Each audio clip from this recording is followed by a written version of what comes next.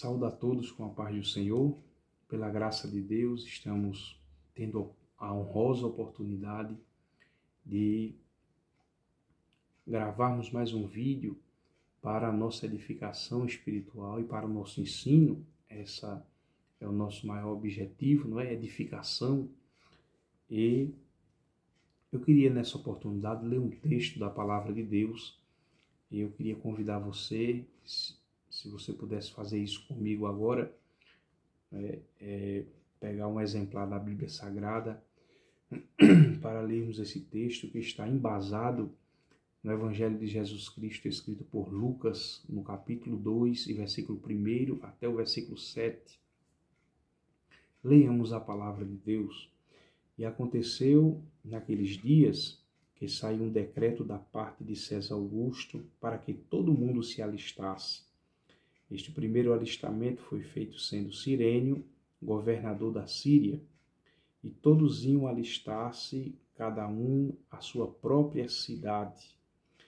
E subiu da Galiléia também José, da cidade de Nazaré, à Judéia, a cidade de Davi, chamada Belém, porque era da casa e família de Davi, a fim de alistar-se com Maria, sua mulher, que estava grávida.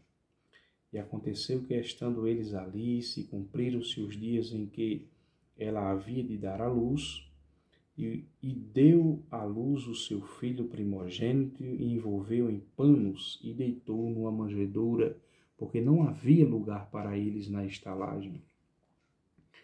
Graças a Deus, que Deus em Cristo aplique a sua santa palavra no nosso coração nesta ocasião, e possamos absorver a palavra e sermos edificados e redarguidos, ensinados. Meus queridos irmãos, eu queria, nessa ocasião, citar aqui um tema para essa reflexão espiritual que Deus tem colocado no meu coração. Eu queria compartilhar com você agora a importância de observarmos o verdadeiro significado do nascimento de Cristo. Por que é importante?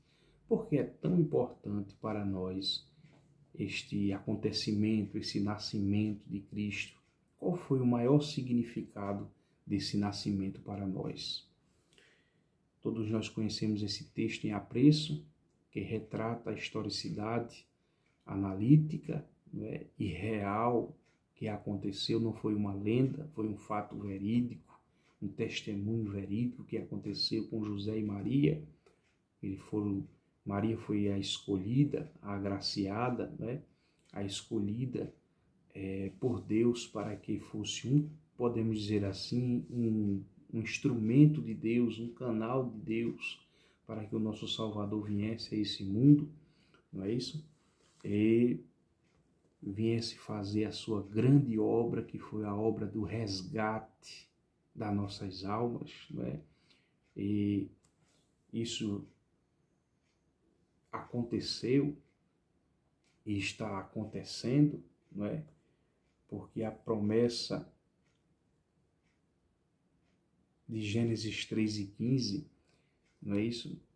Não foi somente para o primeiro casal, mas para toda a raça humana ali, que viria o Cristo, não é? E a primeira lição que a gente aprende aqui na palavra de Deus é justamente essa: o nascimento. Por quê, não é? Qual é o verdadeiro significado do nascimento de Cristo? Por que é tão importante? Por quê? Porque o nascimento de Cristo nos trouxe cumprimento de promessas. A gente sabe que a primeira grande promessa em justiça está em Gênesis capítulo 3, versículo 15, em que nos diz que Jesus viria. Quando o primeiro casal caiu, pecou, não é? Deus resolveu bolar um plano, não é? Deus fez um plano para resgate daquele primeiro casal, não é? E assim, consequentemente, de todos aqueles que aceitasse essa realidade, não é? Glória a Jesus, da salvação, da libertação, do resgate, da regeneração, não é isso? Então, Em Gênesis 13:15 está ali a primeira grande promessa com justiça, né? De que o Cristo viria. Passou anos, passou décadas, passou milhares de anos, mas a palavra de Deus ela não cai por terra. Porque Jesus, uma certa vez, ele disse que passaram os céus e a terra, mas as minhas palavras não hão de passar. Então é isso. Cumpriu-se aqui nesse tempo, nessa época de José e Maria, em que ela concebeu e deu à luz ao Salvador do mundo, chamado Cristo, não é? Chamado Jesus Cristo. O nome Jesus significa Salvador, não é? E o nome Cristo significa ungido de Deus, não é isso? Então, passou-se muito tempo, mas a palavra de Deus não caiu por terra, não é? Nós bem sabemos que essa promessa de Gênesis 13:15 tem 3 períodos: cumpriu-se, está se cumprindo e vai continuar se cumprindo, não é? Tem 3 períodos: cumpriu-se, cumprindo-se, cumpriu-se, não é? Cumpriu-se no passado, está se cumprindo e vai continuar se cumprindo, não é? Glória seja dado o nome de Jesus. Tem 3 períodos. Essa promessa aqui tem 3 períodos. Cumpriu-se, está se cumprindo e vai continuar se cumprindo, não é? Glória a Jesus. Mas a primeira lição é essa que eu queria compartilhar com você, meu amado irmão e amigo. Por que é importante? Porque o nascimento de Cristo nos trouxe cumprimento. Aqui nós vemos o cumprimento. Em Lucas 2:7 a gente vê o cumprimento. Existem muitos outros versículos que falam a respeito desse cumprimento, não é? Mas eu queria me deter somente nessa passagem bíblica, não é? Que retrata a historicidade e o cumprimento dessa promessa, não é? Também, quem não se lembra que os pastores presenciaram este cumprimento em Lucas 2:16 e 17, Lucas 2:16 e 17, diz assim: e foram apressadamente e acharam Maria e José e o menino deitado na manjedoura, e vendo-o divulgaram a palavra que acerca do menino lhes fora dita. Então veja que a gente vê aqui que eles presenciaram o cumprimento, não é? Presenciaram com provas inquestionáveis. Eles foram lá, não é isso? Os pastores presenciaram e foram lá onde o menino Jesus estava, aonde Maria estava e aonde José estava, certo? Tendo a certeza de que essa promessa da vinda do Messias cumpriu-se ali. Louvado seja o nome de Jesus, né? Então, o nascimento de Cristo não é simplesmente uma história qualquer. Não. O nascimento de Cristo traz muitos significados, né, e importâncias. Glória a Jesus. Né? E uma delas é o cumprimento da palavra de Deus. Certo? Glória seja dada ao nome de Jesus, porque passa o céu e a terra, mas as palavras dele não hão de passar. Certo? Vamos mais adiante, eu queria citar a segunda lição, né, dessa reflexão espiritual aqui, né, sobre a importância de observarmos o verdadeiro significado do nascimento de Cristo. Né? Por que é tão importante? Qual é o significado? Cumprimento de promessa. A segunda lição é essa. O nascimento de Cristo nos proporciona direção. O nascimento de Cristo nos trouxe direção. Após os magos do Oriente de Jerusalém ter presenciado a estrela, chegaram ao caminho que leva para a vida eterna. Eu coloquei aqui, não é? Eles chegaram, né? Os magos que vieram de Jerusalém, né? Eles presenciaram, eles foram seguindo o sinal da estrela e foram e chegaram aonde José e Maria estavam. Isso está escrito em Mateus capítulo 2, e versículo de 9 a 12. Eles foram lá e chegaram no caminho da salvação, que é Jesus, não é? Então, o nascimento de Cristo trouxe direção àqueles homens, não é? E eu quero espiritualizar a mensagem e aplicá-la, né? Agora, não só trouxe direção para aqueles homens naquele dia, aqueles magos do Oriente naquele dia, né? Mas trouxe direção a todo aquele que nele crê, tá certo? Quando Cristo nasce, espiritualmente falando, no coração da pessoa, né? Da pessoa que o aceita como Salvador, ele traz a esta pessoa a direção certa que essa pessoa precisa para chegar ao maior objetivo de Deus, que é os céus, né? Está escrito que os magos do Oriente chegaram a Jerusalém e foram dirigidos por uma estrela, né? Glória seja dado o nome de Jesus. Apesar que tinha um projeto de Herodes para matar o menino, mas eu quero dizer uma coisa interessante aqui, é que quem se encontra com Jesus nunca mais volta pelo mesmo caminho que andava, né? Porque o caminho que Jesus proporciona para a pessoa que lhe aceita é um caminho diversificado daquele caminho que ele estava trilhando. Porque se alguém está em Cristo, diz a palavra de Deus, segundo a carta de Paulo aos Coríntios, capítulo 5, versículo 17, se alguém está em Cristo, nova criatura é. As coisas velhas já passaram, eis que tudo se fez novo. Não é? Novo modo de viver, novo modo de falar, novo modo de se vestir, novo modo de se comportar, novas amizades. Louvado seja Deus.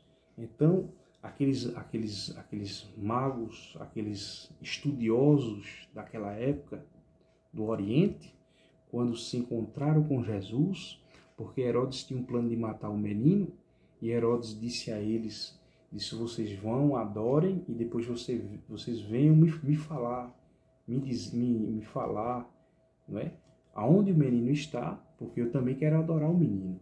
Mas isso era um plano diabólico, para destruir a criança, para matar a criança, não é? Porque Jesus, uma vez nascendo, Herodes teve isso como Herodes teve o nascimento de Jesus como um desafio para ele, não é? Porque ele temia em perder o trono, não é isso? Porque Jesus era o rei dos judeus, né? E logo Jesus sendo chamado rei, isso mexeu com Herodes, porque ele pensava que o seu trono estava comprometido, né? Comprometido. Mas o reino que Jesus veio implantar foi um reino que não é comida nem bebida, não é? É um reino totalmente espiritual. É o reino que se consiste em justiça, paz e gozo na alma, e alegria, satisfação, não é? Louvado seja Deus. Então, os magos do Oriente adoraram, foram guiados pela estrela, não é?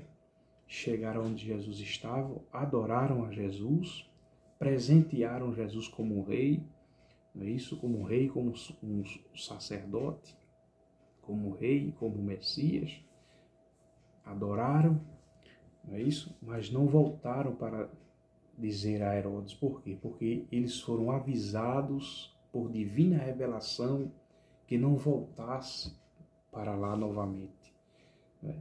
E eles foram por outro caminho. Quem se encontra com Jesus, repito, nunca mais ele volta a fazer o que fazia antes, volta pelo mesmo caminho, ou seja, quem bebia não bebe mais, quem furtava não furta mais, quem fumava não fuma mais, né? Porque a pessoa que fuma e bebe está se matando, está se destruindo, não é isso? E quem se destrói não se ama, Jesus disse, amarás o teu próximo como a ti mesmo. Para me transferir amor, eu tenho que me amar primeiro. Tá certo, meu amado ouvinte? Então, quem se encontra com Jesus é liberto dessas coisas, né? Dos vícios que destrói, tá certo? Da prostituição, da idolatria, da feitiçaria, da inimizade, da porfia, da emulação. Tudo isso são caminhos contrários ao caminho de direção que Jesus proporciona na vida do ser humano quando Jesus nasce na vida dessa pessoa, certo?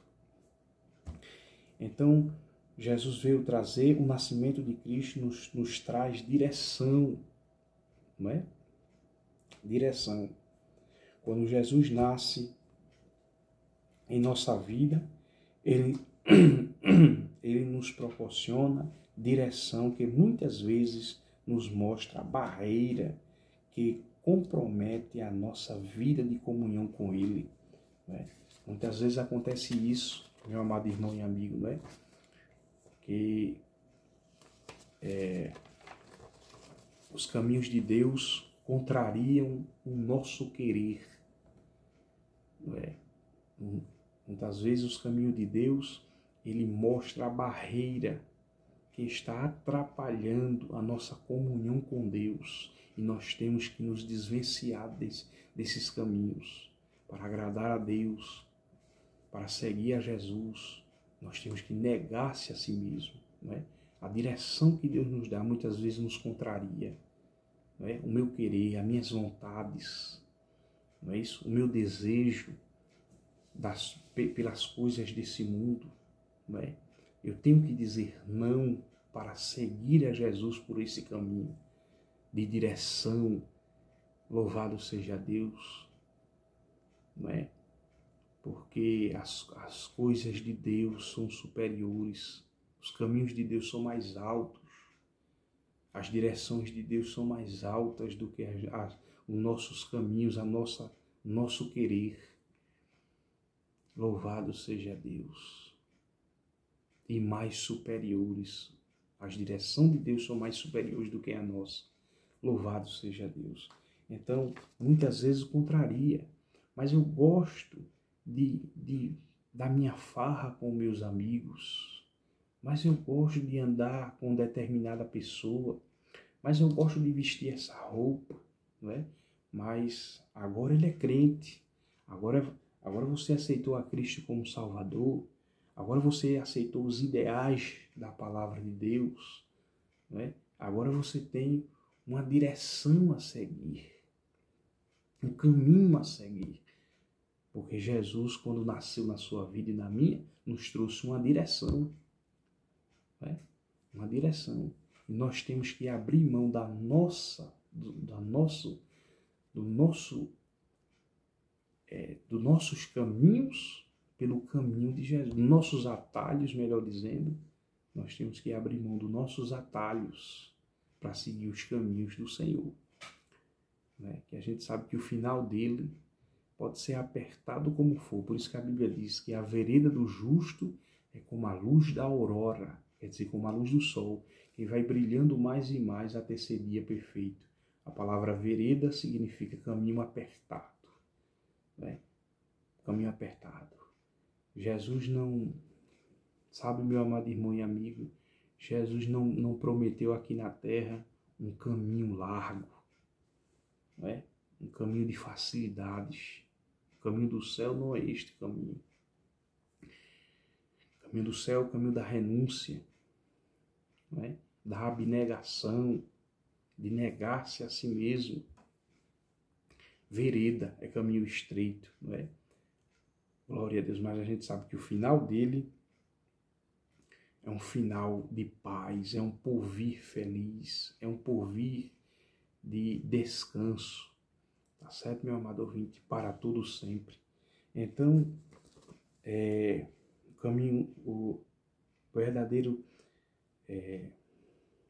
nascimento de Cristo nos trouxe cumprimento de promessas, o nascimento de Cristo nos trouxe direção, não é?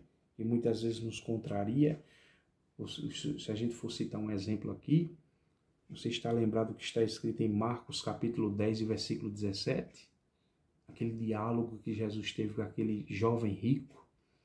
E quando Jesus expôs a barreira que o afastava de Deus, ele saiu de perto de Jesus triste, mas saiu com a verdade no coração. Por isso que a Bíblia diz, né, que fiéis são as feridas feitas pelo amigo. Não é isso? Infelizmente, aquele jovem saiu de perto de Jesus, triste, mas porque o coração dele estava enraizado nas riquezas desse mundo. Não é? Ele não quis deixar de adorar. Né? Existia um trono no coração daquele jovem que não era para Jesus, infelizmente. Aquele trono ali era para Mamon, né? Mamon. Não poder servir a Deus e a Mamon. Mamon, que Jesus falou, se refere às riquezas, porque a Bíblia diz que aquele jovem rico era dono de muitas posses e ele não quis se desvencilhar daquilo ali para ganhar um tesouro no céu, que era a vida eterna, e ele não queria. Né? Ele não quis, ele preferiu os prazeres terrenos. Né? Ele trocou um bem permanente por um bem provisório aqui na terra. Então, muitas vezes contraria a nossa né? Quando Jesus nasce em nossa vida, ele nos proporciona a direção que muitas vezes nos mostra a barreira que compromete a nossa vida de comunhão com ele. Jesus expôs a barreira àquele jovem rico. Está aqui a barreira, o que está lhe impedindo de você me servir, de você estar comigo, de você andar comigo. E mesmo assim ele não quis andar com o Senhor. Preferiu os prazeres mundanos, né? Que no caso era a riqueza. Mas vamos para a terceira lição, meu amado irmão e amigo, que o nascimento de Cristo nos trouxe. Por isso que eu falei a importância, que é tão importante o nascimento de Cristo. Por que é tão importante? Não é? Terceiro lugar, o nascimento de Cristo, a terceira lição. O nascimento de Cristo em uma manjedoura lembra-nos a nossa origem. Lembra-nos a nossa origem. De onde ele nos tirou. Não é? Os irmãos observem que Jesus nasceu em uma manjedoura. As manjedouras de hoje em dia, que a gente vê o menino Jesus que eles colocam, né? O boneco representando Jesus, um caixotezinho de madeira bem acabadinho, não é isso? De madeira, mas nos tempos de Cristo não era assim. Nos tempos de Jesus, meu amado ouvinte, era um buraco esculpido na penha, na pedra mesmo. Um buraco esculpido na pedra. E era sujo, escuro e sombrio. Né? Por certo, limparam ali para colocar o menino Jesus. Mas antes, o lugar que se colocava na manjedoura, ali a comida dos animais, era sujo, escuro e sombrio. Assim era o nosso coração antes de nós aceitarmos os ideais da palavra de Deus, aceitarmos a Cristo como Salvador. Nosso coração distanciado de Jesus era sujo como aquela manjedoura, escuro, porque era um buraco na pedra. Era um buraco na pedra. As manjedouras dos tempos de Cristo eram um buraco na pedra lá, representando o coração do homem, não é? Que longe de Deus é duro, coração de pedra, sujo, escuro e sombrio. Por isso que eu citei essa terceira lição. O nascimento de Cristo em uma manjedoura lembra-nos a nossa origem, ou seja, como éramos e o que foi que o nascimento de Cristo, né, nos trouxe. Não é isso? Nós éramos Estávamos como o primeiro casal, separado da glória de Deus, separado da comunhão com Deus. Gênesis 13:1 fala sobre a queda do primeiro casal, né? Salmos 40, versículo 2, o salmista diz que o Senhor o tirou de um lago horrível, de um charco de lodo. Nossa origem, né, antes de aceitar Jesus, era dessa forma, era comparado, é uma metáfora, é uma comparação da nossa velha vida de pecado. Mas a luz raiou, louvado seja o nome do Senhor Jesus. A luz raiou em nossa vida, né? E o nascimento de Cristo em uma manjedoura lembra-nos a nossa origem, né? Origem de pecado. Efésios 2, de 1 a 7, né? Lembra-nos que nós estávamos mortos em nossos delitos e pecados, né? Glória seja dada ao nome de Jesus. E o Senhor foi lá e nos vivificou para si.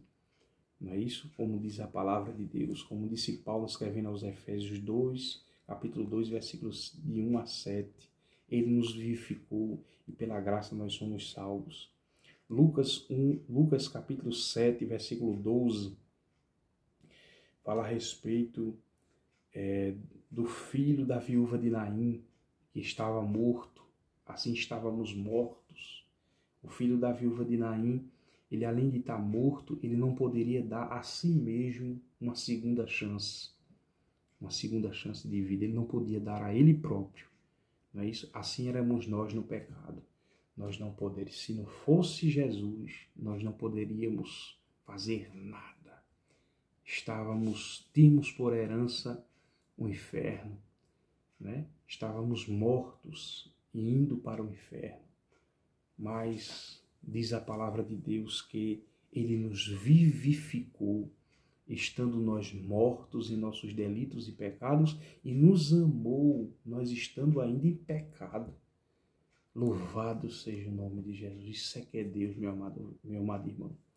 Glória a Jesus. Então o filho, também um exemplo do filho da viúva de Naim, Lucas 7:12, não é? Como já citei, ele não poderia dar uma chance a si próprio, não é? Louvado seja Deus. Assim éramos nós. Não poderíamos fazer nada sem Jesus. Mas, pela graça de Deus, meu amado irmão e amigo, glória a Jesus, a luz raiou em nossos corações. E hoje nós temos, né, nós entendemos pela palavra de Deus esses grandes significados. Existem muitas outras lições que a gente podemos extrair da palavra de Deus aqui em Lucas capítulo 2, versículo de 1 a 7, né? Porque a palavra de Deus é inesgotável, mas eu só queria citar essas 3 lições. O nascimento de Cristo, né? A importância de observarmos o verdadeiro significado do nascimento de Cristo é porque nos trouxe cumprimento de promessa, direção e lembra a nossa origem, ou seja, que sem Jesus a gente ainda estava morto nos nossos delitos e pecados. Que Deus te abençoe e te guarde, que o Senhor faça sempre resplandecer o seu rosto sobre ti, tenha misericórdia de ti e te dê a paz. Eu espero, meu amado irmão e amigo, ter contribuído para a sua edificação espiritual, tá certo? Essa é a minha compensação como cooperador da obra de Deus. Que Deus abençoe em nome de Jesus.